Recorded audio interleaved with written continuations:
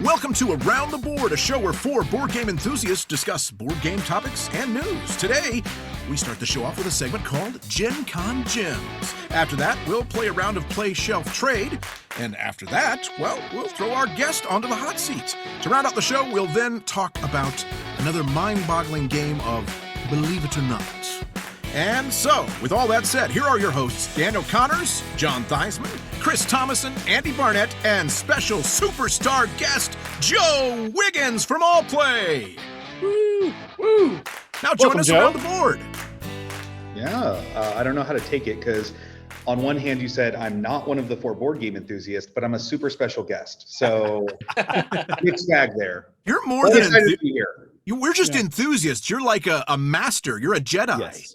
Okay. Yes. Okay. We'll leave it there then. We are but Padwans in your presence. So please don't kill us. Yes. Well, we are super appreciative that Joy Wiggins has joined us. He is from Allplay, and we record in Kansas. We're all from Kansas, and so is Allplay. So we were super excited when we found this out, and when we knew we had a publisher in our own backyard, we had to have Joe on our show. We've also been able to hang out with Joe at some board game events and stuff. So he's been a really great guy, and we are super appreciative that he had joined us and has agreed to be on the show today. So thank you so much, Joe. But before we get into what Allplay is and your little spiel, I think John has something he wants to tell us about Gen Con. Sure, why not? Well, as we had mentioned on another show, 75% of us are going to Gen Con. So you're not going to see Dan the Man, unfortunately. The heart and soul of this show is not going to be there. The three of us are going to try to pick up the slack. And you're going to want to find us. If you know about us, you're going to want to find us. We're going to try to be easy to find. We're going to wear t-shirts with our logos on them. And there's going to be a super secret giveaway for people that we meet at Gen Con. So please try to find us at Gen Con. And we also just like to hear your thoughts about the show, because people don't comment enough. We love it when people comment. They don't do it enough. I understand people are busy. So when you see us at Gen Con, let us know what you like, don't like about the show, who you like and don't like. And if you like that Daniel's not there or not, there you go. So yes, please come see us at Gen Con. Gen Con's going to be great, and we're excited to be there. And I know we're going to talk about that more with Joe in a moment. But Joe, first, please, would you tell us a little bit about the wonder that is Allplay? Hey, yeah. So thanks for having me on, everybody. Really excited about it. But yeah, Allplay is a company based out of Kansas City. And we are a board game publisher, but we do a lot of stuff. So the company actually started as boardgametables.com, and we were one of the early companies in the board game table furniture space. At some point, we started selling board game bags because, you can sell a table to a lot of people, but you can sell a bag to everybody. And so we started doing bags. And then at some point, we started doing board games. And now 29 titles later, we are now Allplay and have kind of chosen a brand that's more encompassing of everything that we do. So yeah, I'm the COO. Me and Chad kind of run this company together, and it's been a lot of fun. I've been here for about 2 years, and yeah, it's kind of everything you need to know about Allplay. Awesome, man. Well, again, we are so grateful that you're able to join us, to grace us with your presence and talk about all the cool things you guys are doing. Now, the real reason people are here, though, is to play a little game. So I think we're going to get that started right now. It's time to play the game. Time to play the game. That's right, Around the Board is all about debating different topics within tabletop gaming in 4 unique segments, each hosted by one of us. A dashing and sophisticated behind-the-scenes judge will award points. That wasn't in the script last time. At the end of the show, the contestant with the most points will probably panic in an unprepared state, desperately looking for something to talk about for 2 minutes. But, somebody might have prepared something. It happens every once in a while. And now it's time to play said game. Round 1. Fight!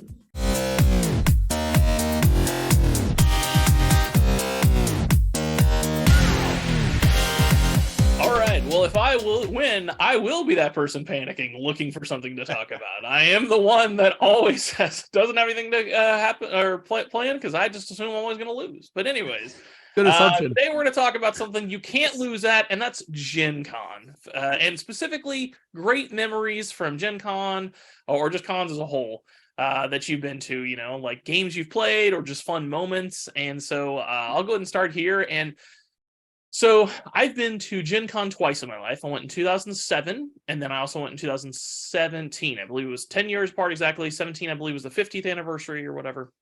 So those are the two I've been to. So I went in 7 when it was in the old RCA Dome, I think is what it was called. Was it the RCA Dome? I think that's what it was. But anyways, the old building before Lucas Oil. Cool. And it was my first con I'd ever gone to. So that's actually an interesting story. I went with a couple of friends from college, and back then we didn't have smartphones, right? And like navigation had just become kind of a thing a couple of years ago. So I had a TomTom because kind of on brand, Thomason, so TomTom, and they were cheaper than the Garmin's or whatever. Which is also on brand. Very so on that brand. was exactly on brand across the way here. And so we literally were just like, we want to go to Gen Con, and we just like put the address in and hit go. And we were just like, we're just going to trust the process here. Like, had no idea. And it got us there. But I will tell you, like, we were moments away, like 10, 15 minutes at most from downtown, from where we're supposed to be. And we were still seeing like cows and stuff. And like, for those of us that like live in this area in Kansas, like there isn't cows 15 minutes from like downtown Kansas City. So, and we're this cow town area, right? Like that's flyover zone. No one wants to come here. We're just a bunch of farmers, right? So I was like, well, if we're in this situation and we're still not seeing the city, like something's horribly wrong. We thought we were off path. We just trust the process. Out of nowhere, like 5 minutes from downtown, it just opened up and it was the downtown. But it was wild. So I know that was a long story for just how I got to Gen Con the very first time, but it's something that we were talking about memories, and that was one that I still have. That's the only real memory I have from my first con. It was good and enjoyable, but the big part was just like being terrified that we were just trusting the process of this navigation. And that was back in the day when MapQuest wasn't always 100% correct. So this was a new technology. So we were really worried it wasn't going to get us there. But in the end, it did. So it was a good time. And I can't wait for Gen Con this year. I'm real excited. Andy, what you got? I thought this story was going to end with you like veering off into the lake when TomTom said, "Oh, yeah," like in that episode of The Office. I remember that Michael headline. Scott, yes. Maybe it's a shortcut, Dwight. It said go to the right. It can't mean that. There's a lake there. I think it knows where it is going. This is The machine knows. This is the lake. Stop yelling at me. No, it's Stop up yelling. there. There's no road here. Yes, indeed. Yeah, so this is Gen Con Gems, so I thought I'd just, share a few gems with you. My first Gen Con experience, much like Chris, I didn't know what I was in for. In fact, I actually over-planned for my first Gen Con. I decided to sign up for all these events, and I realized after, I was like, wow, I didn't really need to do that. There's so much just to see, and you could spend your entire time at the vendor hall if you wanted. I mean, that you don't have to do anything else. But there are tournaments, obviously. There's different events. There's live shows to go see. There's all kinds of cool stuff. One of the, it's funny. I'm a big Euro gamer, and I love heavier Euro games. But some of the most fun I have at Gen Con actually is playing Werewolf, believe it or not, at night, or playing some of those social deduction games. It's kind of a cool thing to do. So what are some gems from Gen Con for me? Be prepared for a lot of people. Be prepared for a lot of smells. Just be prepared. Also, just take it easy. Don't overplan yourself. Don't overstretch yourself. Enjoy the vendor hall. I always go into Gen Con with the idea that I'm going to try the new games and not buy the new games. But it inevitably will betray me, and I will end up buying some new games. But it's an opportunity. It's a really cool opportunity to try the new hotness and hang out with people in the industry, meet new people, meet the game designers themselves. Sometimes a lot of the vendors, the publishers, such as Joe. And if you guys haven't seen their booth at Origins was just phenomenal. And so this one's going to be really cool too. Other cool things I've done at Gen Con, real fast, I'll tell you this quick story. So you may or may not know, but I do voice acting, and I did some stuff for Direwolf. They're going to be there, I believe, again this year, and they have an online game called Eternal, and so they had me help promote when they did Eternal, the card game version, and that was kind of cool. So I've gotten to do that at Gen Con before. I'm just excited. It's going to be a lot of fun. It can be a little bit overwhelming, though. I will tell you, it can be a little overwhelming, so just take it easy, have fun. Enjoy your Gen Con experience. How about you, Daniel? You've never been. not me. We're actually going to go to Joe first. I know we don't do this very often, so Joe is going to be here. And I will say this too, guys. We want. Never mind. I'm not going to say that. So Okay. That was teaser, a quick, not really. quick. That's a turn. teaser. Yeah, never mind. Just You go know what ahead. I should have gotten for the show? What? I should have gotten the sound effect ready from G.I. Joe that says, "Go Joe!" Oh, yes, you should You have. could go straight to Joe when it's his turn. Anyway, I'm Missed sorry. opportunity. Done Go messed Joe. up. We'll restart your All time. right. Joe. So I've got time on the clock. I have been going to Gen Con for 10 years. I've been working Nice. in the industry for a very long time. So 9 of those years I have been going to Gen Con to work. And I generally go to 12 to 15 board game conventions a year for work. And I don't really know what I would do if I was not working at a convention. So people that like go to conventions to play and to have fun and to like hang out with their friends and stuff like that is kind of like a novel thing to me, because like I just enjoy what I do at conventions, which is generally just working from the time I wake up until the time that my body just falls asleep and collapses. But that's what I really love about the convention experience, getting to see people come interact with the products and everything like that. In my previous role in the industry, I was actually a project manager for Panda Games Manufacturing. So I'll try to tell this story really quick. I was kind of, at Panda, a lot of it's kind of whining and dining, meeting and greeting, talking to publishers, getting to know people, a lot of networking so that, people will want to manufacture their games with you. And I remember that I was talking to this publisher, and this publisher was like, "Oh, actually, can we meet up after the show ends? I'm going to be at this party later on. We can talk there." And I'm like, "Sure, that seems like a pretty normal Gen Con thing." So I'm not going to name the publisher or name the thing, but so I go to this place that he told me to meet him, and it's like down this alley, like 10 blocks away from the convention center, like in not a great part of Indianapolis. And I'm just like, okay. So I go in this alley, and I'm like at this address that my phone had taken me to. And I walk in, and it's just like stairs that go down to the basement. Like there's no, it's just stairs that go down to the basement. And I'm just like, okay, I don't really know what's going on here, but got to make that sale. So I go down these like stairs, and I get to this bottom, and there I can hear music, like just loud, blaring, pumping music. And so I open this door, and in the basement of this like storehouse is this massive rave that's going on, and everyone is dressed like vampires, right? Wow. And so like I'm just in this rave, like in my like Panda polo and everything, with my little messenger bag and everything, and I am just surrounded in this like weird rave, surrounded by vampires. So I took like 30 minutes, like kind of circulated, standing out like a pretty big sore thumb, and looking for the person I was supposed to meet. Finally, he texted me and was like, "Hey, I think I gave you the wrong address." And so that has been probably one of my favorite board game That is experiences. So did you stick around and participate for a while? Or just like, what? A little bit, but then if you've ever seen the beginning to like Blade, the movie Blade, I was a little bit afraid that it was going to turn into that. They did though have a ball pit, which was very scary, and I did not get into that, but at least it was whimsical. Yeah, there you go. I'm glad you said that, because I was getting ready to ask if Wesley Snipes bust through the door all of a sudden and started shooting people. At least it wasn't a blood pit; it was a ball pit. That's a little better. True. Now that I know that exists, Andy, I think you need to go and dress up as Wesley Snipes, find this place, and make some ruckus. That's going to be quite a costume. It did make me realize that a lot of us might go to Gen Con because board games are like a big passion of ours, but Gen Con is such a vast, different pieces of nerd culture all converging in the same spot. There are people who go to Gen Con for a lot of different reasons. We might go for board games. Some people go for vampire raves. Right, and that's what I was going to ask. Like, did you ask around and find out that they were all like Gen Con people just hanging out, or was it like just it was like a Gen Con like event thing. Okay. Yeah, that makes sense. But it would have been really insane if it was just a random vampire rave. Like that would have been really insane. But you're absolutely right. There's so many different cool things at Gen Con. Like there's people that go just for the cosplay. There's people that'll go to LARP.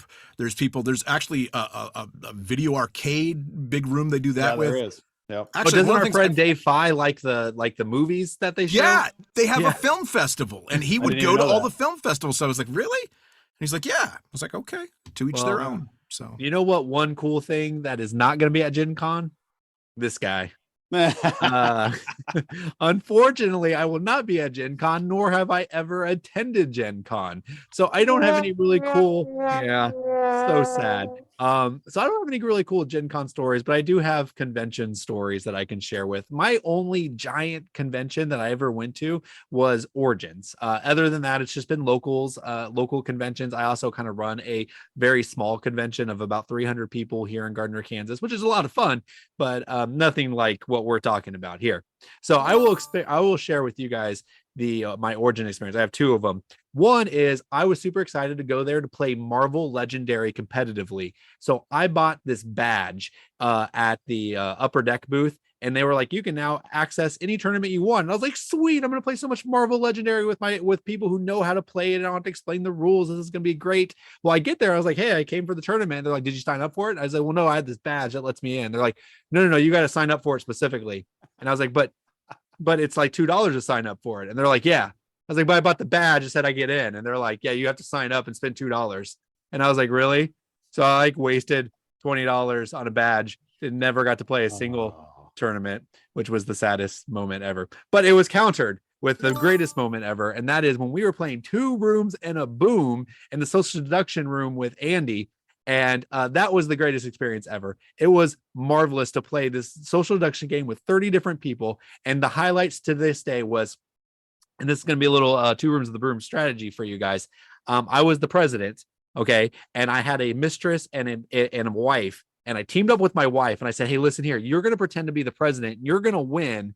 And everybody's going to talk to you about, talking about who needs to go over to the rooms and whatever. So this wife was my de facto president, and she made all the decisions, which felt very thematic.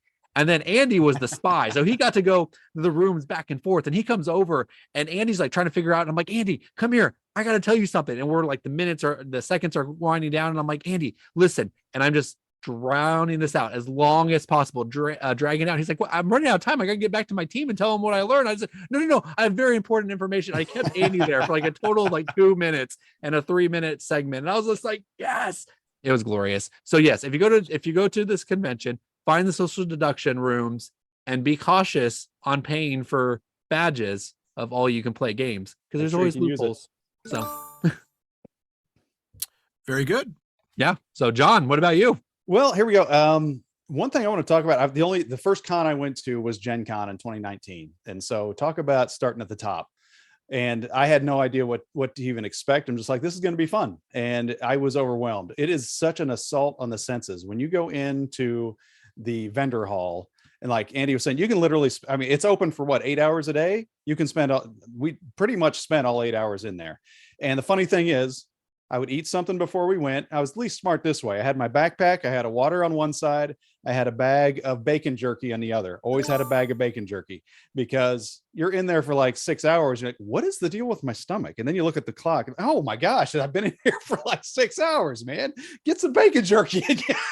You're dying of hunger. You don't even notice it. You were so assaulted by so much. Oh yeah, I'll sit down and demo this. Oh yeah, I'll come over here and look at, I might have to come back and buy that. It's insane, but it's insane in such a good way that you don't notice your other senses telling you, eat something, please. And so we would basically go the whole 8 hours without really eating a meal. And then I think, I don't know if it's still that way, but Indianapolis at the time was like the king of Steak and Shake. Man, they were everywhere. Steak and Shake at every corner. And so you could walk down the street to a Steak and Shake instead of paying, $30 for whatever you're going to eat at the convention. And it's just regular prices at Steak and Shake. It's like, sweet. It gives you a little break, and then you go right back to it and do the after hours stuff. And talking about, and the one thing Andy was also right about is the social deduction games, because that's the best time to play them. And we got cornered into we were just out wandering around at 2 a.m. and these people are like, hey, were you wanting to play some Ultimate Werewolf? Sure. We come on over and find out later we're supposed to have to pay for it. And we didn't know that. They just asked us if we wanted to play. And I spent half the game defending Andy, because everybody always suspects Andy. Ends up he was a freaking werewolf, and they ended up winning. So that jerk. So the other thing is, don't trust Andy. even if you're 100% sure that he's not a werewolf or whatever, get rid of him. He's a Nazi, he's a werewolf, whatever it is, that's what Andy is. So yeah, there's a little advice for That's Gen more Con than a for you. Gen Con gym. That's a life gym. That's a life gym for when you know Andy. You know, there's a couple other things that I really want to stress about Gen Con that are kind of cool. One is the auction room. The auction room's actually a lot of fun. They have a massive auction that takes place the entire time, basically, and it can cover everything you can imagine. That So money that's goes pretty cool. fast. What's that? That money goes fast. It does go fast. The other thing I want to do is sometime I've got to. We're eating on the cheap a little bit, but what's the name of the steak place? I think it's St. Elmo's is the steakhouse. I don't It's know. right there by the convention center. It's supposed to be really good. St. Elmo's and Harry and Izzy's. It's like the same restaurant, but two different sides. One of these days I'm actually going to steak there. I've heard good things. So Yes. So Gen Con Gem, eat at Harry and Izzy's because it's like 2/3 the price of St. Elmo's, and Okay. they serve the same food. Sweet. Get the shrimp cocktail and the bread pudding. Just Okay. Ooh. absolutely pudding. Like that is 100% something that needs to happen if you go to Gen Con. Okay. Cool. Excellent. I'll have to remember that. Before we move on, I got to ask Joe one thing, and it's based on what John said. He said that the hall's only open for 8 hours. Is that accurate? Yeah, I think so. Really? So it you feels only like a work light- 8 hours a day? That doesn't that? seem too exhausting. I said you only work 8 hours a day. Then that doesn't seem Sure, too when exhausting. you get in Daniel. there 2 hours early to like restock and set up, and then you have meetings afterwards. It's all the networking and stuff, happens outside all of the that. networking. I know. I'm just joking. So, But yeah, the vendor hall's open like 8 to 5 or something like that, or 9 to 6, and then but there's so much stuff going on 24. I'm curious whether it'll go back to being 24 hours.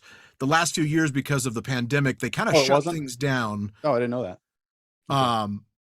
It used to Speaking be of shutting things down, Andy, The you wanna big close the out big segment? tournament hall was open 24 hours, I think, previously, and I'm not sure it is. I don't know if it'll be back to that or not. We'll see. So, all right. Well, Chris, take us out. All right. Well, yeah. So again, let us know what you've done. What cons have you been? Have you been to Origins, been Gen Con, you been to something else? Let us know in the comments. Tell us your favorite story. If is it about getting lost or being part of a vampire rave? Let us know. sorry, I meant to get that in earlier, but as we were talking about cons, it had to make an appearance once again. All right. Well, let's move on, shall we? Round 2. Fight!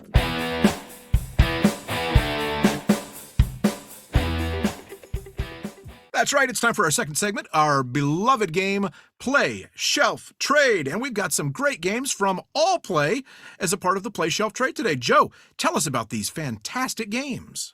Yeah, so we've got 3 of our best-selling games up on the docket today. We've got Factory Funner, which is a real-time pipe connection puzzle tile laying game. We also have QE, which is an auction game where you can bid any amount that you want. And we have On Tour, our first game, still one of our best-selling, but which is a roll and write route building game in which you're trying to schedule tour dates for a band as they go across America. Fantastic. Well, I will get us started here with Play Shelf Trade. And so, yeah, we got the 3 categories, right? We got something we want to play right now, something we feel is hot and ready to go. Shelf, that means something we want to keep long-term. We want to keep it on our shelf. And then trade, we could see it go if we needed to. This one's hard because they're all fun games. I'm going to go with the play game is I want to play Factory Funner because I haven't played it. And I looked at it and it looks kind of cool. Now, correct me if I'm wrong, but it kind of looks like a little bit of a lighter version of Pipelines, maybe mixed with Galaxy Trucker. I think that's a pretty accurate assessment. Okay. All right. Well, see, that sounds pretty fun to me. So, because I like both those games for very different reasons, but so I want to give Factory Funner a try. As far as a game that's going on the shelf, that's another tough one between these two, but I'm going to go with QE. It is just a fun bidding game. I really like it. I love the fact that you can bid whatever you want. The economy can be whatever you want. You can say, hey, I'm going to pay $1 million for this. And then somebody else might only pay $2 for something. And well, you're screwed. But no, and I really like what you guys did with the expansion, which Joe was kind enough to give us a demo of the expansion a couple of years ago before it came out. And I immediately backed that on Kickstarter and was super excited to have it in the collection. I will keep QE on my shelf. And then unfortunately, I'm going to have to send On Tour. I like it though. It's a fun game. It really isn't. There's nothing wrong with it. It's a puzzly game where you're, if I remember correctly, it's been a while, but I know you're kind of mapping the best way to get to all the different places where you take your band on tour, right? So it's a fun one, but I have to send one out the door. So On Tour goes On Tour for me. How about you, Daniel? Nope, Joe. How about you, Joe? Well, see, you thought that this was going to be hard, right? You thought this is going to be like, Yes. how do you kill one of your darlings, right? Yes. But I actually have a pretty easy answer for this. Ooh. So number one, I want to play Factory Funner because I just got done at Origins and we were running Factory Funner events and they were so full. And it made me realize I have not played Factory Funner enough. I still think there's a lot in that game that I have yet to explore. And so I'm kind of itching to get it to the table right now. What's going to stay on the shelf? Again, that's an easy one. QE is an all-time collection game. If you like auction games, QE is one of the best, right? It stands up there with any of the great auction games, and it does something that no other auction game does. So it deserves a spot in everyone's collections if you are a fan of auction games. And unfortunately, which one's going to have to go? That's also going to be On Tour. And here's the reason why. Because last year, as a part of that QE expansion Kickstarter, we actually had On Tour Paris and New York come out, which were two new maps. So it's a standalone box where the maps were designed by Albin Viard, who's just kind of an icon in the route building genre. And he designed these maps for us. One side is Paris, one side is New York. And it's a more gamerly version of On Tour. There's more interesting things with the maps to do. So I'm going to go ahead and gift On Tour to maybe some of my friends or some of my people who don't play games as often, because it's a great, easy one to get to the table for them and their family. But for me, I've got Paris and New York, which if I'm going to pull out On Tour, it's probably going to be that box 9 times out of 10 instead of the OG box. So I'm going to go ahead and gift On Tour to some people that are going to use it more, because I've got the gamerly version in Paris and New York sitting on the shelf. So pretty easy decision for me. Awesome. I'm going to have to try and play the Paris and New York version. I have not done that. Are you guys going to have demos of those going at Gen Con by chance? Yeah, absolutely. We try to demo as many games as we can. We have a lot of new stuff coming out, so we're going to make sure that we keep the demos running, and that's kind of our big thing at conventions. If you come by our booth, trust me, there is no shortage of demos happening. Sweet. Awesome. Well, I'm so glad that Joe went before me, because mine was going to be exactly what Andy's was and exactly what Joe was. But Joe's a great salesman, so I'm going to kind of flip this stuff around here. So I was going to say that On Tour was my trade because it's the longest game, maybe one of the first games of Allplay made, and I knew about it the longest at least, and I've never got to the table, so why would I get it to it now? It's been years, it's past, I don't really care. But what Joe just explained to me, the route building and how they got the guy in there that's renowned for it, that sounds kind of exciting, and it's immediately going to be a play for me now, which means the one that was going to be my play is going to be my trade now, which is Factory Funner. It's fine. Tile placing games are okay for me. I don't, speed games are okay. Just there's a lot in there. I guess if I see it play and I see something in there that looks really different, then maybe it'll get me more excited. But right now it kind of just sounds like some of the other ones. But just like Andy and Joe, my shelf is going to be QE because it is on my shelf right now. Now, we reviewed QE as one of our first or second episodes, maybe the third episode. And on there, it was interesting because we talked about how this game, in theory, is really fun. It's exciting. But when you play it with some people, though, it's like they just don't rock it. They don't understand it. And every single time I've played this, it's almost like they're deadpan. They're like, what's going on? And then I'm done with the game. And I'm like, okay, that was a bad game. And they're like, no, it was great. And I'm like, what? And I've had experience every single time with QE. So it's going to be on my shelf because one, I enjoy it a lot. And two, you just never know who's going to like it or not. So I like to have it to be around and all that stuff. And so yeah, those are my three. Cool.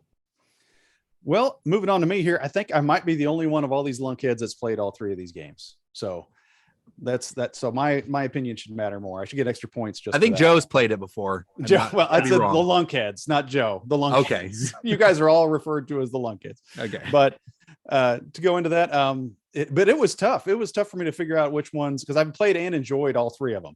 But I think QE is one I just can't play it enough. I want to play it again, and I want to play it with the expansion.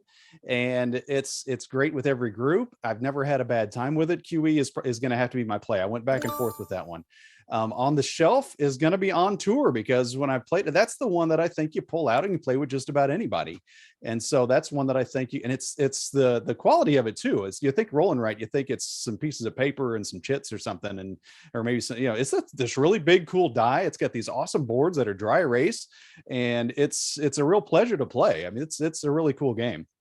So that's going to be my on the shelf to play with anybody. Factory Funner, I enjoyed when I played it.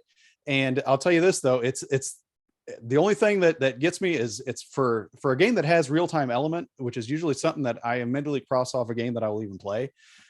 This one does it in a different way, and I really like it. The time isn't you're going against the clock, you're going against the other players, and so you have to pick something that you want. If you think you want it, take it. If somebody else takes it. When I played, just to give an example of how this can work out, I took a machine that I can work this in, and it'll get me all these points. By the time I paid what I had to pay to work it in, it cost me points, and I would have won if I'd have just done nothing my last round. So that's the things that could happen in Factory Funner, just to let you know. But I think that the stress that is involved with that, it's not as bad as the other real-time games, because you're against each other. It's kind of like a standoff at the end of Good, the Bad, and the Ugly. Is he going to take it? Am I going to take it? So it's enjoyable in that way, but I had to pick one to go, so it's going to be Factory Funner. But that's what I got on those guys. All right, so the first one I'm going to talk about is QE. So this is a game like Daniel talked about earlier. We've done a review of it and everything like that, and I was very conflicted about the game, because like my first play, it was hard for me. I was the person that was deadpan. I was just like, what are we doing here? Like what? Like it just these are numbers that don't make any sense. Like Joe hit about it, it's being an auction game. It's not an auction game when I'm bidding $70 and people are like $3 billion. That's not an auction game. So like. It was really hard for me to wrap my mind around it, and it was difficult. But once I did, I think Daniel's just talking about me with his example, because I talked to him afterwards, and I was like, no, it was awesome. I want to play it again. It was just so hard for me to wrap my mind around it. And I think the game, what I love about it so much is there's such a meta associated with it. That first round, the number goes here, and then the next round it gets here, and then here, right? And so I would told him, was like, we should play it like a 3-match aggregate kind of thing and that kind of thing, because there's so much meta to that game. With all that said, though, it's actually my trade. And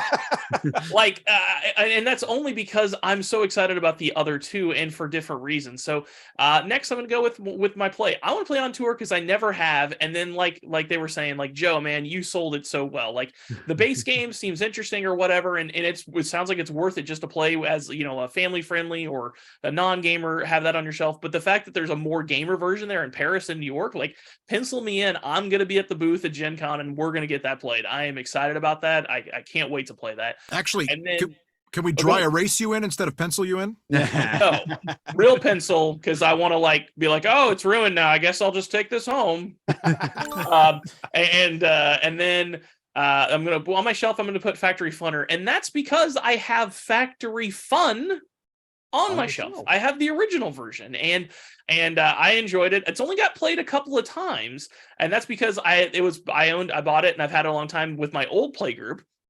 And I played with some, like, my old play group was no offense to my current play group, but the people in my old play group were all like brainiacs, like super smart. And so I played that with them, and I just wrecked them. And the reason was is because I played the game like you're supposed to. Like, the tiles come out, you look at it, can I get it done? Can I not? Is it going to cost points or whatever? Or like, and they didn't do that.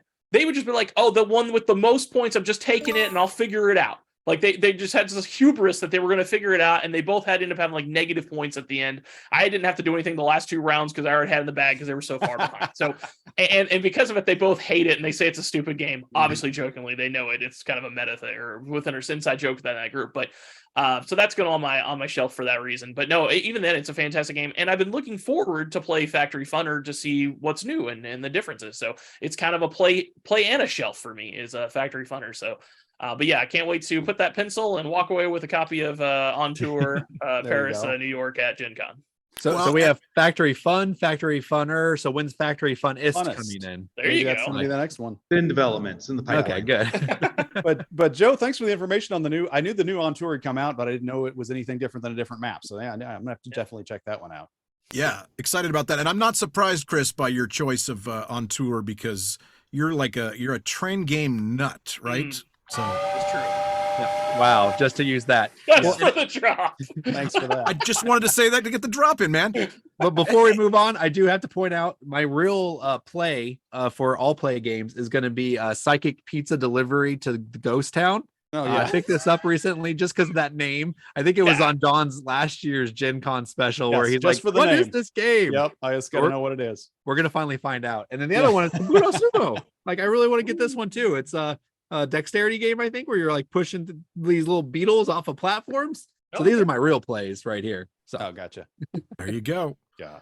All right. Well, we'll continue with our fabulous Gen Con series episode with the marvelous Joe Wiggins after these messages. After these messages, we'll be right back. Well, hey, we have a big announcement that Joe's going to share with us because we have a contest today. Joe, what is it? Yeah, we're going to be giving away one of the copies from the game we played earlier. So you can win either a copy of QE, On Tour, or Factory Funner. And Daniel, can you tell us what the people need to do to be able to get entered to win a copy of these games? Yeah, all you have to do is go to our YouTube channel and go to episode 24 and leave a comment and subscribe. And the comment needs to be, which game do you want to play? You can say Play Shelf Trade if you want, but definitely let us know which game you want to play. And that play game, if you win, we will give you a copy of that game donated by Allplay. We nothing. Joe's going to give it away. Generous Joe. Go to episode 24 and leave a comment, and you could have a chance to win one of these amazing Allplay games.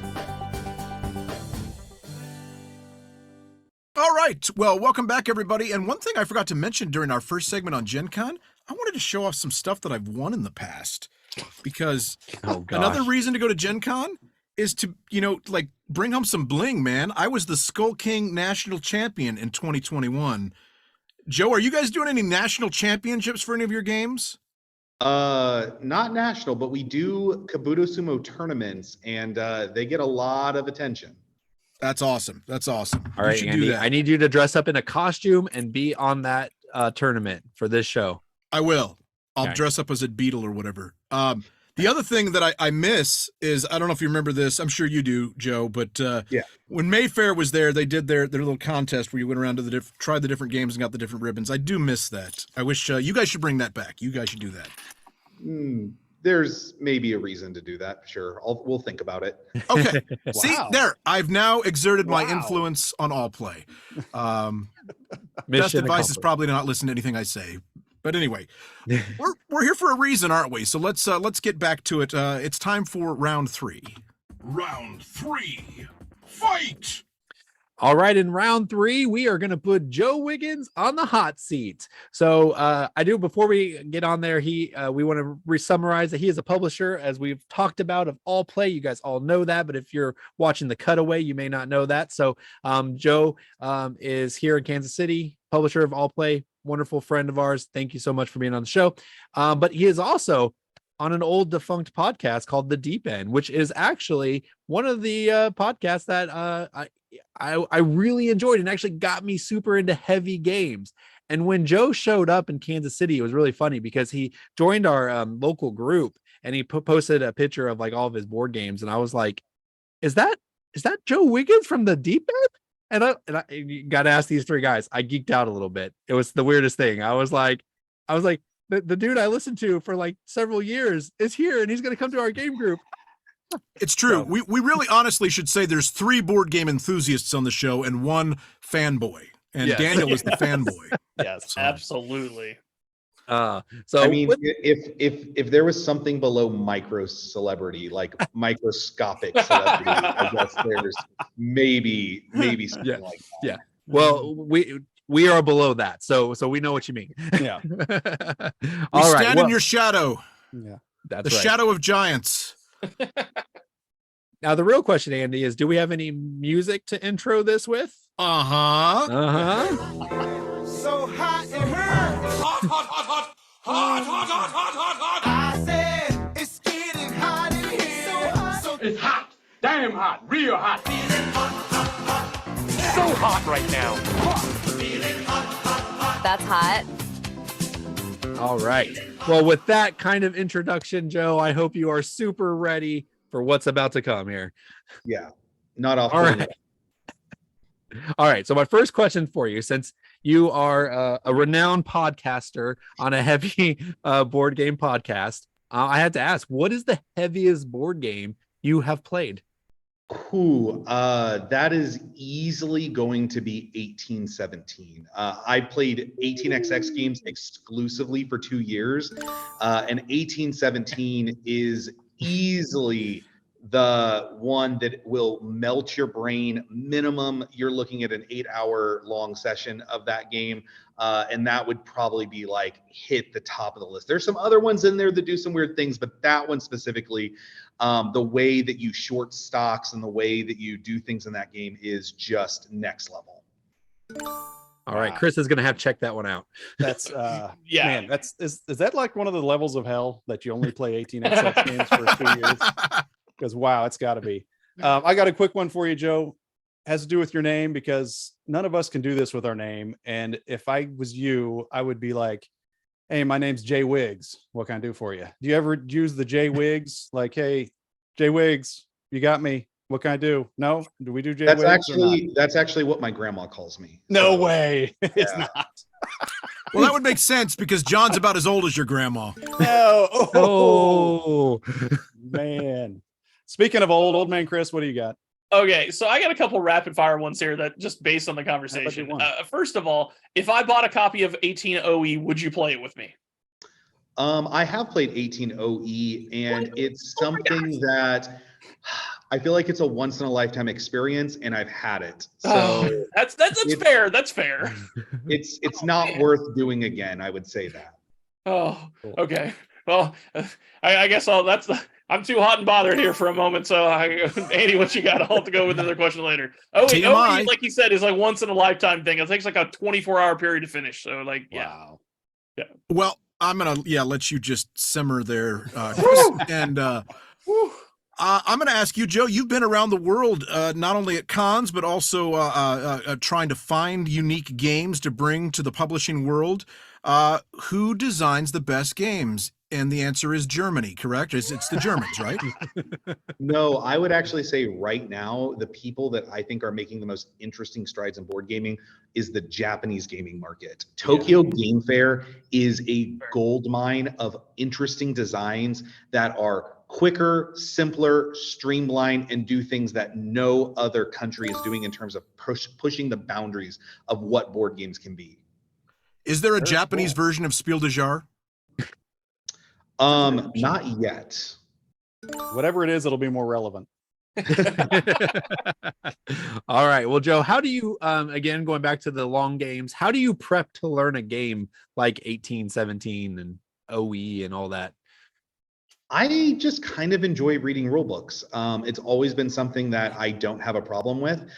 So sometimes I'll just take the rule book that my group wants to play and I'll just pull it out of the box and I'll just keep it around for a couple of days and just at night just kind of start reading through it until I kind of get the comprehension. I like reading rules and I also like teaching games. So I kind of always was happy to take on that role in my game group. That is cool. That's funny because that's literally what I will do when I buy a game is I'll have the book out. If I need some kind of a physical thing to see what they're talking about, I'll get into the box, but I'll also pull ones off the shelf that maybe I've had for a couple of years and haven't played it. How does that play again? And it's just fun to reread those rule books and relearn the games. Yeah. But anyway, moving on. Since you get pitched a lot of games and you have to decide what games are going to be worthy and what are not, what is something that's like a red flag to you when someone's pitching you a game that this is a no, this game is not going to work? Is there anything that just sticks out that says, nope, this is a no? Yeah, so Allplay has a pretty strict focus on the types of games that we take in. Not that all of our games are the same, but that like what we are trying to do and the types of games we're trying to make. And so I look at hundreds of prototypes every year. And the number one thing that like immediately I'm not even going to take the pitch is if they start pitching me, I'm like, sorry, we don't do party games. We don't do party games. And as soon as somebody brings a game and there's like a party game aspect to it, I'm like, we don't do party games. That's not our thing. Gotcha. Cool. Well, I'm even more excited than about all Allplay games. I never have to worry about that because I'm not a fan of party games. So my question for you is, what is like your favorite game that like fairly universally within the community and board game and all that is panned? Like a game that you love that people just like, what? This game's stupid. Why do you like this game? Man, that's really an interesting question. A game that I love, but is just universally panned. Yeah. You know, I'm going to go ahead and say, I know that there are some beloved fans of this game, but I don't think that there's enough of them. One of the greatest games that I think is in existence is the game Container. One of the most beautiful, interesting economic engines. And so many people are like, game's broken, game's too long, game's too whatever. It's so player dependent. I'm like, yes, yes, yes, yes, yes. One of the greatest games of all time. Yeah, well, my only problem with this is it's so expensive, the current edition. So yeah, like if you have it, I would love to play with you sometime. That'd be fantastic. I've wanted to play that one for a long time. Awesome. I was really hoping you would say Munchkin. All right, Joe, I don't know how much you've watched our wonderful show, but we occasionally throw together some board game parodies. And I'm curious, out of some of the parodies that we have pitched, which of these would you be most likely to publish? So the games are Raptor Rapture, Secret Herod, Axis and Walleyes, or another one that we have not released the commercial for, but it's coming soon. It's called Chloroforming Stars. Stars is in celebrities. I'm going to go with, I think I'm going to have to go with Axis and Walleyes. I think that's what we're going to have to do. We're going to give Beth Sobel a ring. We're going to get some of that beautiful naturalistic fish art for the game. It's really going to sell things really well. I mean, we'll attach Dr. Reiner Knizia's name to it. That's always going to pump it up.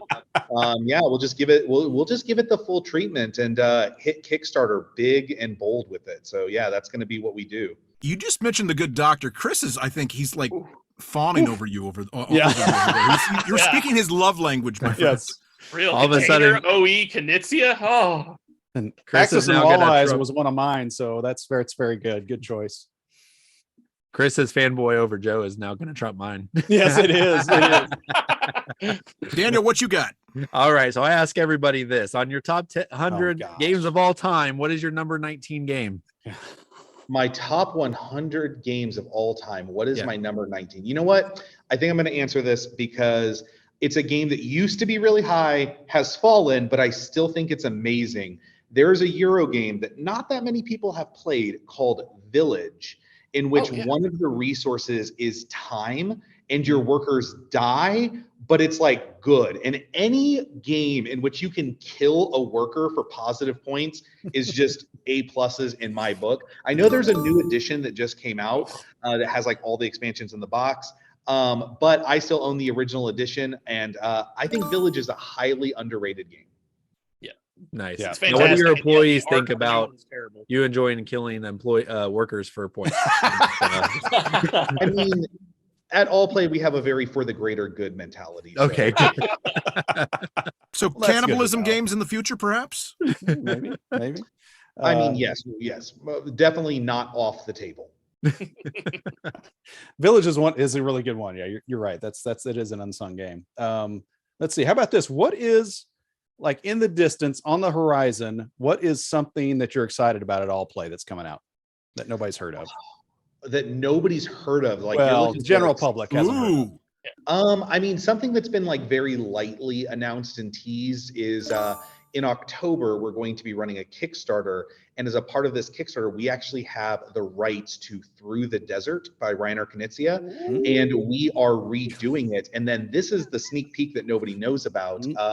We actually have a bunch of expansions that were designed by the good doctor himself that we're going to be able to offer as a part of the Kickstarter. So that is one that we are super pumped about and really excited. I'm actually sitting here with the little camel meeples on. Oh, screen. cool. Awesome.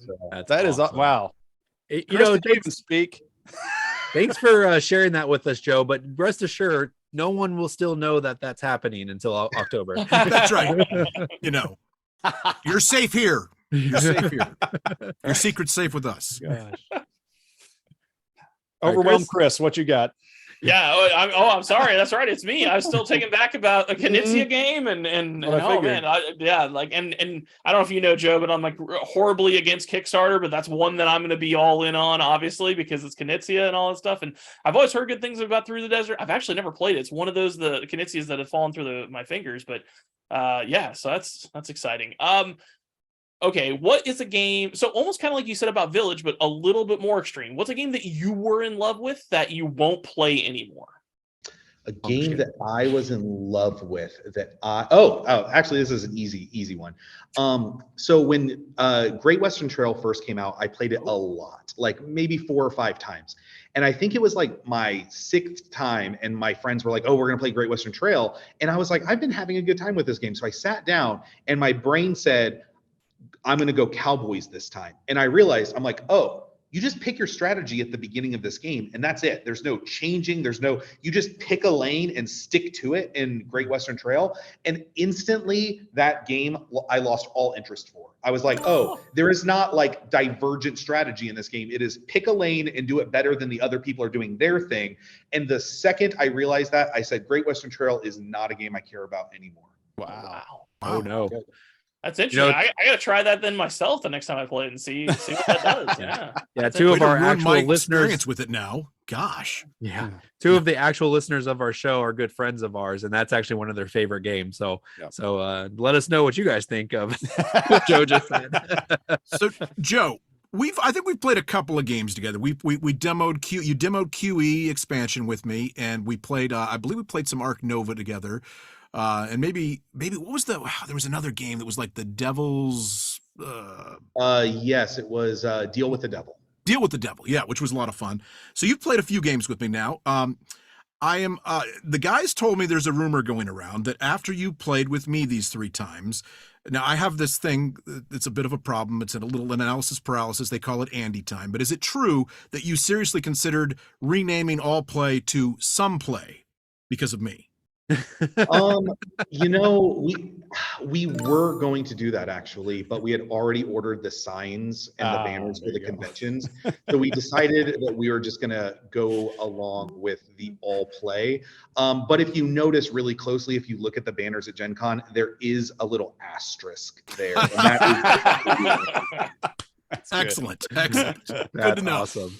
All right, last round of questions here, Joe. So 2 publishers for you. They both kind of do heavier games, or at least they're new on the scene doing it, and it's Osprey and Devere.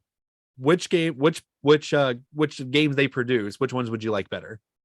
I think Osprey. I think Osprey is doing something that so they're not following traditional board gaming rules. I mean, honestly, no offense to Devere, but a lot of times I look at their games and they seem really cool, but like I'm like, oh, it's a Euro with a lot of mechanisms. And I feel like Osprey is like doing more interesting stuff with like Brian Boru, which is like this cool area control game, but it's all controlled by trick taking. Merv, which is like this not Merv, I'm sorry, I'm thinking of the other Middle Eastern one, but it has all of the different factions that operate completely differently. And they all have like their own strategies, very like a la Root. So I just think what Osprey is doing and bringing to the industry is a lot more innovative and a lot more interesting for me as a consumer. Cool. Very cool. Joe, I asked you this one time and you answered it, and I think I remember the answer, but it was late at night one night at a board game event. And I think it's something a lot of people would want to know. And it's that, like, this weekend, I've got 2 couples coming over. So we got 6 people total, and I have a lot of 5-player games. Why do so many games play to 5 but not to 6? So honestly, I think that games that could. So there's a lot of nuance in this thing. I think number one, some of that comes down to cost, right? A game that could play up to 6 or 7 or 8 very easily, the scalability of that comes down to the cost of the product. And oftentimes for a certain type of game that would play well with any player count, the cost to put that many components in the box to operate at that number is sometimes detrimental to what people would be willing to pay for that game, right? So if it's a roll and write game and it only plays to 5 players, even though you feel it could play infinitely more, sometimes the barrier to that is the cost of the components that would up it from a $30 game to a $50 game. And I feel like a lot of people aren't willing to pay $50. I also feel like for something a little bit more heavier, like a Euro game, the amount of downtime between players' turns can become a real concern, especially when you're playing a game. And if there isn't a lot of interactivity on players' turns, oftentimes once you get beyond that 5-player count and you have a 7 or 8-player game, one of the games I'm thinking about is like Twilight Imperium or something like that. The wait in between your turns can sometimes turn into 30-40 minutes before you actually get to act again. Yeah. And so I feel like on both ends of the spectrum, the lighter end of the spectrum, cost is the main concern. And on the heavier end of the spectrum, the ability to enjoy the game at the right time commitment is often something that is being put into thought there. I think, I have an example of that just happened last night. We just played a 6-player game of Eclipse, and it was just too much. There's too much time in between turns. I've had that happen with Keyflower too. But 4-player, they're great. Yeah, no, and you bring that up. I don't know much about the process and stuff like that, but it does make sense that like sometimes there's just I can print all this on a sheet for 5, but to get 6, and now it's going to take a whole nother sheet, and that it escalates the price. So I can see how that can be a problem. But which made me think, like, is that something that potentially could ever happen to where, like, I mean, infamously back in the day, like Catan would have like the 5 and 6-player expansion for this thing, like, with a roll of right, we can print it at $30 for 4 players, and then since it's a roll and write, which technically you can play with everyone on the planet at the same time, maybe an expansion of another 3 or 4 people or something like that. I don't know, but and just you saying that made me wonder if that's something that's possible or interesting. But yeah, no, that all makes sense. Joe, okay, so thanks for answering that question, Chris. After the preamble, so far, everything you said has just blown me away. Now the final question is: I am married. Oh, dang it! Heartbroken. If this determines if you are my new best friend. Do you like pro wrestling? No. No. We have a strikeout. It happens. It happens. The break point for most relationships with me. All right, final question. I'm gonna throw you a softball. What's your favorite meeple color and why? I like to play purple or pink if available. But if it's not available, I like choosing the weirdest color of meeples. So if there is the ability to choose like nude as a player color, I'm always like, yeah, give me the natural wood pieces. I am not a picky person when it comes to player color. But like, I know people are like, I'm yellow or I'm green or I'm blue and I'm red, right? Like people have like very fanatical like attachments to player color. And I'm like, ooh, this one has silver pieces. I'll do that. Like, or like whatever the player color is. I'm like, yeah, give me whatever that player color is. But generally, if somebody puts them in front of me and says, pick a color, I will generally gravitate towards purple. Very good. Very good. All right, Joe. Well, that is it. We'll take you off the hot seat. We appreciate you answering all of our crazy questions. That was a really great time. You had some great answers, and we really appreciate that. So if you found anything interesting about what Joe said about Allplay specifically, go check out their Kickstarters, go give them a thumbs up on their social media or something. Just let them know that, hey, you appreciate this. And also hopefully you can appreciate us by leaving a comment below and like and subscribe. Round 4, fight! Board game, believe it or not. All right, round 4 goes to me, and it's my return to handling the Believe It or Not segment. And if you're not familiar what happens in Believe It or Not, it's where I come up with a whole bunch of games. Some of them are real, some of them are fake. And I'm going to throw it around the board, and everybody is going to hear a name of a game, the year it came out, a brief description, and then say, do they believe it or do they not believe it? And if I can fool two people, I get a point. If they're right, they get a point. And then we'll see who wins. Usually I perform very poorly, but I come up with some really cool games. So I'm doing this a little bit Daniel style this time because I liked how he did the numbers. But I have a lot more numbers. So we're going to start with Chris here. And Chris, pick a number between, I don't know if Andy, if you heard this, it's pick a number between 1 and 15. Cool. I'm going to go with 13 because apparently according to Capital One, that's Taylor Swift's favorite number. And I really hate that commercial. It's really annoying. Okay. Very random. Yes. Very random. Very good. All right. Capital One, not a sponsor. Yet. Number 13. Want that Capital One money. Yes, definitely.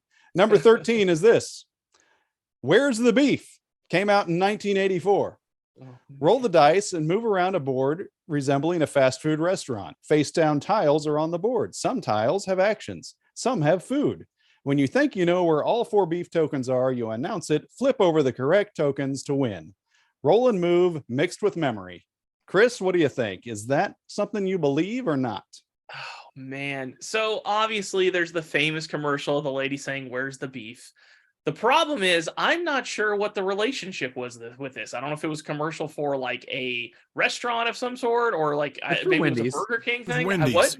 It was a Wendy's commercial. Okay. Yeah. So it's possible. I don't know, like, if they were, I mean, I know they've done some stuff with like gaming recently. They had a famous like 5e module that they put out for free a few years ago, but I don't think back in the 80s they were doing it, but it was the 80s. So they made games for like the dumbest crap. So I'm going to go with yes. I'm going to believe it's true. You're believing it. Okay. Andy, what say you, buddy? I'm going to just counter things out because that's how I do things. I play the odds, and so I'll say false.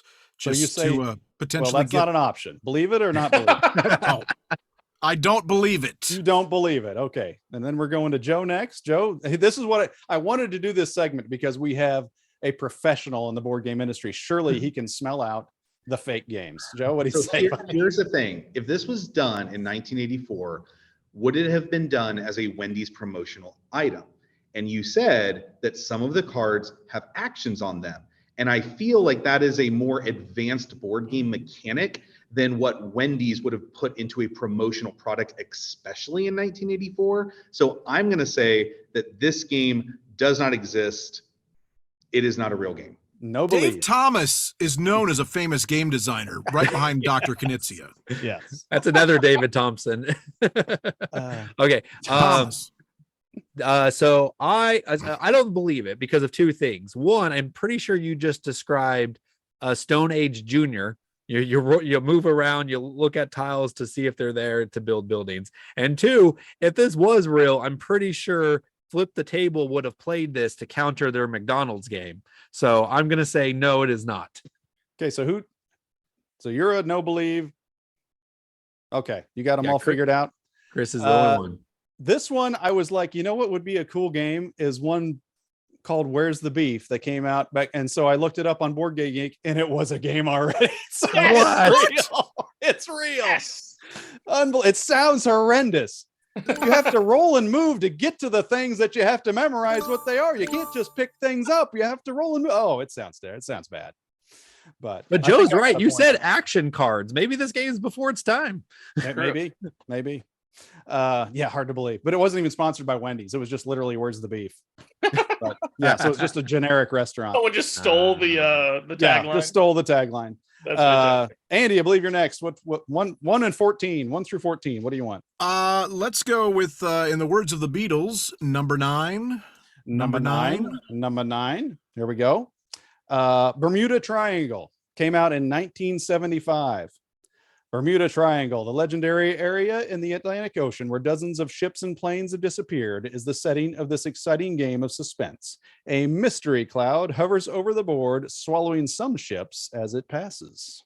It's like a little magnetic cloud, and your ships are magnetic, so it's not that tricky. But Andy, what do you think? Is this a real game that came out in 1975, Bermuda Triangle? That sounds like a legitimate game that could be pretty basic, and for that time period, yeah, I'll go with that is I believe it. Andy has to actually come up with a real reason to say it this time. Okay, so Andy is a believe. Joe, Well, what's he has buddy? to when it's his turn because no one's made any choice. I know, yet, that's so what I'm he can't saying. be He has contrarian. to. What year did this come out? 1975. You know, this is the time frame, the 70s, is when things like crossbows and catapults and that pirate ship game where you had the like little thing that like shot out broadside, right? Like there were a lot of like these like very toy centric games that were coming out by like Milton Bradley and stuff like that. And Fortress America, another one. I feel like you're talking about this, like with the magnets and everything like that. I want to say that this is real because it feels like it would have fit really well in that landscape of games of 1975. All right. So you're a believe. I'm a believe. I think He's a believer. I think this one's real. Magnets are tough, but I think it fits a little bit. Okay. Daniel, what do you say, buddy? John, you had me until you said magnets. Because magnets didn't exist in the 70s, and two, I feel like that would be such a centerpiece and something that's so like over the top and exciting that we would be talking about that today. Like, think of a game that you're just like moving it around and that sounds fun. I'd play that right now. If it is real, I think Restoration Games needs to publish this because you are easily entertained, Daniel. I am. Okay. I love how Daniel said magnets didn't exist in the 70s. Yes. I was expecting to be like, magnets still don't exist. Daniel's like a magnet truther. That's right. It's like birds aren't real, baby. That's birds aren't real. The earth is flat. Magnets aren't real. Someone's just doing that. Yeah. So Daniel, were you a not believe? I'm a not believe. Okay. Chris, what's a you? Okay. So it's so funny that Daniel brought about the magnets and everything like that, because actually that was the piece that sold me. Like that was the piece that you said that I was like, all right, either John is way smarter than I give him credit for, or he or this is real, because that is something that feels very 1970s is the magnets. And the reason it feels 1970s is because of the real life situation, the documentary called Jumanji, right? In the 70s when they're playing the game and the thing moves around, they're like, oh, it must be magnets or something. So, and then in the 90s or whatever, it's microchips or whatever. But it was magnet propaganda. Yeah, magnet propaganda. So anyways, I'm going to... Exactly. So I'm going to run around the ring and bow leave. And a bow leave. All right. The drop that I'm not sure anyone but a hardcore wrestling fan will get, but I don't believe. So Bermuda Triangle, for some reason, things quit disappearing there, I guess. Because when I was a kid, that's all you ever talked about was, the Devil's Triangle, things. And this game did come out. A classmate of mine had it and I played it. It was one of the coolest games ever. And yeah, you're right. Restoration Games needs to get on it, man. That would be an amazing, game to have come out now. John, I'm so offended that you just talked about the magnet so off the hand. Like that seems like the centerpiece, and you're just that's what the centerpiece is. This cloud that goes around. Yeah, you don't know if your ships are going to get stuck in it or not. Yeah. Who's that bring us to? That brings us to Joe. Oh, Joe. 1 and 13. Between 1 and 13. Joe, what do you got? Wait, did we get points? I got it right. Yeah. Randy's figuring it all out. Yeah, we got points. Okay. There we just go. trust the producer, Chris. All right, Chris doesn't get an extra point because he him. complained about points, right? Chris, who has nothing planned, is worried he's not getting his point. That's right. And on the episode, we have a guest where it doesn't matter anyway. I'm like, I want those points. No, Joe is earning this. Yeah, that's true. That is true. We went from Devil's Triangle. We're going to go to Devil's Number. We're going to go 6. Number 6. Okay. Number 6. Well, it doesn't sound very devilish. The Andy Griffith Show came out in 1967. Well, the game, not the show. It takes place in Mayberry, but I didn't see Andy Griffith anywhere on this game. Aunt May has opened a hat store in downtown Mayberry. Help her deliver hats and collect payment by visiting various locations found on the popular television show. What do you think, Joe? Does that sound like something that came out in 1967? That must be like the end of the run of the Andy Griffith Show? Feel like an Andy Griffith like trivia game or a Monopoly variant. I would have, 100% been on board with this. But this is such a specific game. Like the theme of this game is way too specific and not broad enough for like a mainstream pop culture TV board game like cash grab. So I'm gonna go no. This is not a real game. This is our first fake game. Yeah. Maybe. All right. Yeah. We don't know. Daniel, what say you, buddy? Well, it's weird that there's a Spider-Man crossover in this Andy Griffith game. You said Aunt May, right? Did I say Aunt May? Yeah. It says Aunt B on my sheet, but I was gonna Daniel, you beat me to it. I was totally gonna call that out too. Oh, That's wow. funny. Am I maybe I'm more Marvel than Daniel. There you go. Well, I'm gonna say false now because I think I just saw the cracks in your story It's there. Aunt B. Not I think you mistyped when you were coming up with the idea. No, Okay, also maybe I did. Yeah. No, I'm actually gonna say it's true. I want to go with true. Okay. It just sounds. Yeah, I'm going with Sounds true. bad enough to be real. Exactly. Okay, so we got to believe and a not believe. Chris, what do you say, buddy? I'm not gonna believe because I can't believe that it would be about Aunt B and not about Andy and Don Knotts, whatever his character name is. Barney. He was Barney, long yeah, gone, exactly. by the Well, way. Andy. Like exactly. There's got to be. I mean, how do you not have? I mean, again, you know, I don't know, whatever. What's Andy Griffith's the real character's name? The actor, I can't think of his name. Andy. Isn't it Andy Griffith? It is. It's Andy Griffith. Oh, okay. Andy It's Griffith Andy Taylor in the is show. Andy Griffith. I'm losing my mind. Whatever. But regardless, when you have a treasurer like Don Knotts, how do you bypass him? He wasn't all I on the know. show So- anymore at that time. Oh, Wait, Barney left the show? He was yeah. only on for like 2 years. Spoilers. No, I'm joking. I don't know. But regardless, it's so off the beaten path of what the show is about that I just can't believe that it would be about Aunt B making a hat store. I mean, I like the idea. That sounds hilarious, but I just can't believe it. So no believe. Andy, what do you say, buddy? I am also going to go no belief because I would much rather. First of all, yeah, I just don't. It doesn't. No, there's no way that a game at that time would have come out that would have had a mechanic like selling hats. I agree with Joe. It would have That's been a way trivia too game advanced. or something like that. And if it was going to be a different character to use, it should have been Otis the Drunk. There you go. That would have been good. Or maybe But- Floyd the Barber, but definitely not Aunt B. All right. Well, you guys should. Daniel, you should have listened to Joe because yes, I made that one up. That's a no-go. That's a no-go. We're doing horrible this time. Who? You? Me. Yes, I haven't been. I had you figured too out bad. last time. Yeah. Well, Daniel, this is your chance to recoup. Pick a number All between right. 1 to 12. All right, one more. I'm gonna go with since we're quoting numbers here, I'm gonna go with number 2. Number 2. This is the first Sweeps Week on Kickstarter. How about that? A game called Sweeps Week. It's a card-heavy board game where players acquire. Let me see if I can't read my own writing. Oh no. They're all handwritten. Oh, okay. Tell us about Card-heavy Aunt board May in game. this game. Where players acquire cards that represent different aspects of a TV show. After 6 rounds of backstabbing and conniving, players put together the best show they can using 5 of their cards to do so. After scanning their cards with the game app, their 15 to 30-second TV show creation will play and receive ratings. The highest rated show wins Sweeps Week. So it's almost a little bit like, what is that game called that you're trying to make the Networks? best hand? No. I Hero don't Realms, know. Fantasy Realms. Ah. That's what it reminded okay. me of, where you're like doing things, and then you're like trying to get, like this director works well with this, whatever. So All right. anyway, John, currently how, on Kickstarter. Daniel, how what do you say? spell that? Because I need to search for it. Nope. Okay. I'm gonna go with no.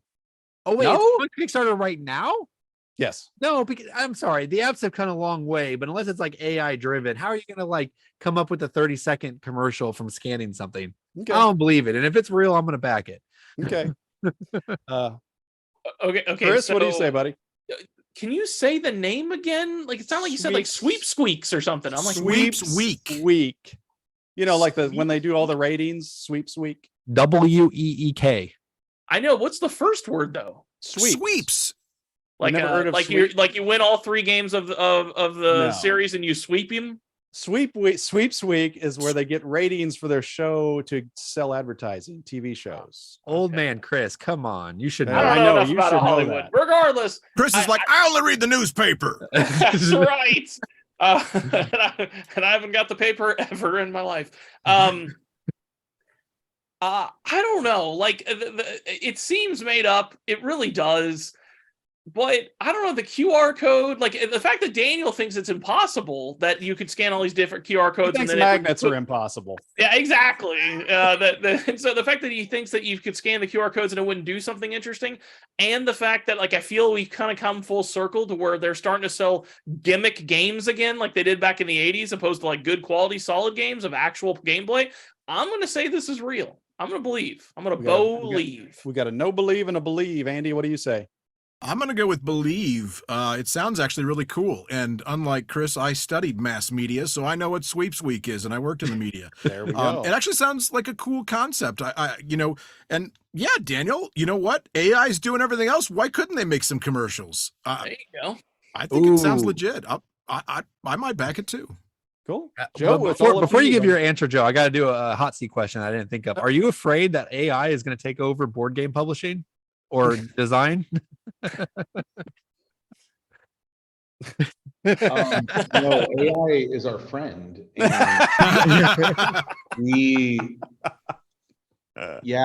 no, I'm not scared at all. Yeah. I, for one, welcome our new overlords. Sorry, go ahead. You made one critical mistake. Uh-oh. You said it's on Kickstarter right now. Mm-hmm. And I am on Kickstarter every day. I have an addiction. I every day go to Kickstarter and look at any new project that launched. And I don't remember this. I don't remember seeing it. I don't remember it coming out. I was just at Origins, so it might have slipped in then when I wasn't, but I feel like I still would have seen this at some point. And if it is active on Kickstarter right now, I'm going to say that I have not seen it. And I see most everything that launches in the tabletop game product subcategory on Kickstarter because I check it religiously every single day. So I'm going to say no. I'm going to say you're lying. You're a no believe. I'm glad you went last with that. I'm so glad he went last because yes, I made this one up. But I'm telling you, this. I think this sounds like a good idea. What inspired me was Drop Mix, because you have those cards that interact with your iPad, and it's like, well, why couldn't they do that with this? You have this producer is good at doing this, doing this, doing this, and when the cards fit together a certain way, it's going to make this show. I think that would be really cool. But yeah, so if Daniel hadn't disbelieved because of the QR code, I was absolutely going to say this wasn't a real game, because I'd be like, all right, so sounds like to me you had Predaporter out, and then you were like, all right, what other games can I mash with this game? But but then he said the QR code. I was like, I got to go with that. This is a total offshoot of the topic, but kind of. Well, then let's bring it up by all means. No, yes, by all means, let's do it. You just mentioned Drop Mix. I tried to play Drop Mix the other day. The app's out of date. You can't play it anymore. Is that right? Oh, no. Yeah. But see, that's what you'd have to. You get extra funding for this game because you'd have to, re-up on your app. And then if anybody knows how to play Drop Mix still, shoot me a message, man. That's not good to hear. All right. Well, or put it in the comments. Or put it in the comments. And let us know what you think about these games. Would you buy Sweeps Week? Tell me you would, because maybe I can get some funding for it. That would be awesome. But other than that, let us know what you thought about the show. And I think we got a winner. And I think the winner is our guest. That's what it says. Guest, Joe Wiggins. Jay Wiggs is the winner, baby. And this might be a record score, too. 16, at least since Randy's been. It's the record Randy score. Yeah. Okay, Andy. Joe, you are the winner, so you get to talk about whatever you want to say, buddy. You've got a couple minutes. Sorry, it was a lot of applause there. Sorry. It was a lot. Okay, so 2 minutes to talk about whatever I want. Start by thanking the Academy.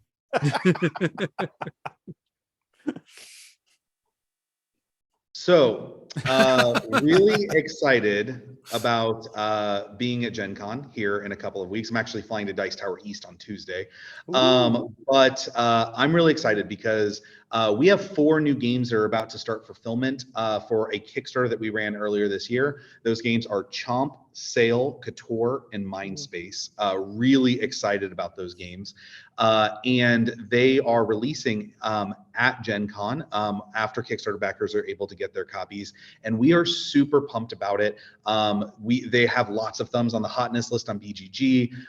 We have a brand new booth set up, and we kind of got to test drive it at Origins, which isn't as big of a con, and it just works so well. People were just really excited about it, and we're just super pumped. We have a great staff team, a great demo team. We're running a ton of events in the event hall space, and we're just super excited about just what Allplay is doing, about interacting with our fans, interacting with our companies. If you don't know about Allplay, we make what we consider to be approachable strategy games. Okay, we don't do party games. We don't do games that are just like light, take that fluffy, take that card games. We try to do games that are very strategic but play in a short time with a very low rules overhead. We like to say that we sell the kind of games that you will actually play, and that's kind of the big selling point that we have. We do like to publish like weird, quirky, fun games like QE or Kabuto Sumo and take risks on stuff. But we're really excited about the things that we have coming out in the future. July 11th, we also have a huge Kickstarter for the furniture side of the business, which we are introducing a couple of new products. We've redone the Jasper board gaming table, if you're in the market for one, with magnetic accessories and all kinds of really cool stuff. Doesn't exist. Yeah, exactly. Daniel, you do not want to be a part of this. We also are featuring a brand new table called the Jasmine, which is a board gaming table, all solid wood oak. But we are able to sell that for a $4.99 price point. That is the cheapest all wood board gaming table that has ever been available on the market. And we also have customizable board gaming Jasper shelves, which we have offered in the past. And this is kind of our big rollout of this product. So July 11th, go check that out, the complete game room makeover on Kickstarter.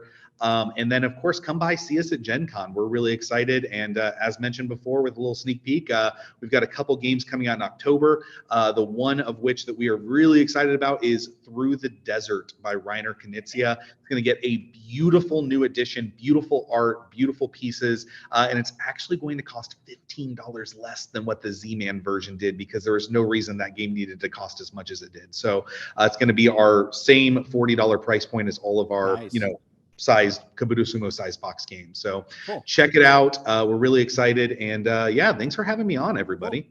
Cool. Joe, 2 things real quick. Number 1, yeah, I'm a backer of Couture. I can't wait for that game. Just the theme alone got me. And like, you don't see games like that. It looked really cool. And number 2, didn't you have an announcement to make about the games that we have up for Play Shelf Trade? Yeah, sorry, I thought one of you guys was going to do this, but thanks for reminding me. Yeah, we are actually going to give away one of the games that we talked about. So somebody is going to win a copy of On Tour, Factory Funner, or QE. That will be your choice.